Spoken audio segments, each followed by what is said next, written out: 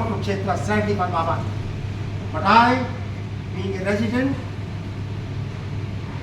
student, researcher and teacher, I always say Kurukshetra as a place is the first ever university on the planet. I repeat, Kurukshetra as a place is the first ever university on the planet because the objective of a university is to get knowledge. And the best possible knowledge has been given by Lord Krishna himself in the form of Bhagavad Gita. Let me tell you, Bhagavad Gita is a ism-neutral, religion-free treatise on management, relationship management and welfare economics. Today, you have heard my scholar friend, Professor Amarjit Singh. Today, Kurukshetra is known by outstanding scholars like Professor Amarjit Singh. Without mincing words, let me tell you I am not a historian. Although I have done some research work on history of economic thought, but during my fellowship with Professor Amarjit Singh, when I was Dean of Social Sciences, he was looking after as chairman, and I have seen his capability as a scholar, not only scholar, but a very good organizer and administration. If you see the entire period of the history of the department, and you will find that his presence was felt by the entire community during his stay as chairman, Department of History. Let me honestly tell you, I have developed a taste for the subject of history only because of such scholars like Professor Amarjit Singh.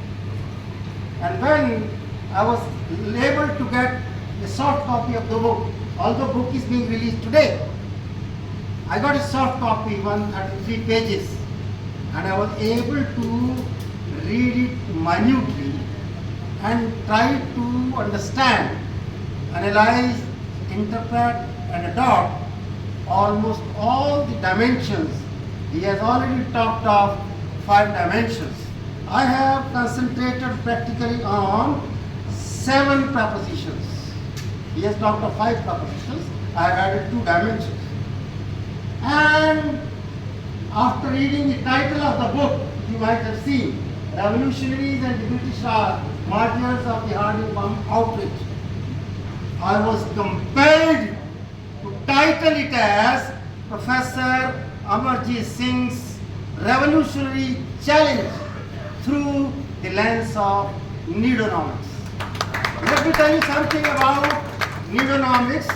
This is practically a Gita-inspired concept which I have taken from logo of LIC of India. There is a logo of LIC, Yogam Kshemam Mahamyam. LIC claims your welfare is our responsibility. And let me confess publicly before you, I don't have a single LIC policy till today. But the moment I understood this Yogam Kshemam Mahamyam from my Guru Gita, the Heart of Krishna, in verse 22 of chapter 9, where Lord Krishna says, Anyanya Chintanto Mayugana Upaste Tesham Nityam Yogam Kshemam Mahamyam. Lord Krishna says, if you believe me completely, absolutely and wholeheartedly, whatever you need, that I'll give you. Whatever you have, that I'll take care of. And I can give you 101 evidences on the basis of which I can prove whenever and wherever I created a need, that stands fulfilled. In this domain, when I try to understand, analyze, interpret the writings of my friend Professor Amarjit Singh, I titled it as Professor Amarjit Singh's Revolutionary Challenge through the lens of Needonomics. My 7 headings, which I have already explained, is Needonomics and Revolutionary Sacrifice. The sacrifice he has already told to you, but I call it that the revolutionaries documented in this book, including Master Amit Chand, Bhai Balmukand, Avar Bihari and Basant Kumar Vishwas, embodied the principle of Needonomics, aligning with the Gita's philosophy of Niskam Kam. historical and ideological context, Professor Singh's research illustrated that these revolutionaries were not isolated figures but part of the interconnected movement spanning Bengal, Bombay and the United Provinces. This aligns perfectly to the Neonomics principle of unity in economic and social progress. Role of literature and thought leadership, he has already told that basically all these revolutionaries were motivated to an extent by Bhagavad Gita, the teachings of Bankim Chandra Chatterjee and Swami Vivekananda, and that is perfectly the intellectual capacities required by all these scholars today to be guided by Bhagavad Gita. And not only Bhagavad Gita, the Gita-inspired Neonomics, which practically affirms the nation's true progress is not measured by wealth accumulation, but by the contributions of its people towards collective well-being. Economic status of the revolution is very important. My friend was telling to you that if you try to find out the socio-economic status of these revolutionaries, he has already told you, Lala Hardayal and Bhai Balmukan, they were rich enough, they were enjoying the status, and they belonged to the people, category of rich people, and they contributed to the revolution in this sense. Media and public perception, my friend has already told you that media of that time did cooperate, support the national movement in that sense. Archival depth and scholarly rigor. Professor Singh's meticulous research, drawing from the archival sources such as private papers of colonial administration record of home political department, adds credibility to his scholarship. Relevance to contemporary policy and scholarship. Very important. This dimension I have added. This book is more than just a historical record. It's a guiding light for policymakers, scholars and civil services aspirants. It reminds us the national progress demand, courage, ethical commitment, and a well-informed populace.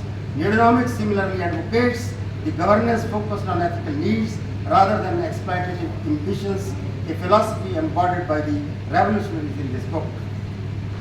I believe completely, absolutely, and wholeheartedly that this revolutionary challenge of Professor Amarjit Singh, which has requested to the government of Haryana and the other NDCUs. More than that, I would go to an extent that this work, a revolutionary challenge of Professor Amarjit Singh, deserve to be debated and discussed in Parliament, both Lok Sabha and Rajya Sabha, so that people understand what revolutionary contribution was there during that period. In the end, I would simply be saying the level of concern Professor Amarjit Singh has shown for the revolutionaries can neither be dimmed by the rust of time, nor it can fall into the limbo of oblivion. It will be perpetually blooming in the garden of our memories like flowers cleaned by dew. It will be preserved in the album of our hearts. I can only say, long, long my heart in such memories feel, like a vase in which roses have been distilled. You may break, you may shatter the vase in will, but the scent of roses will hang around still, and so are my memories. Thank you very much for providing me the opportunity to review your book. Grateful to you. Thank you.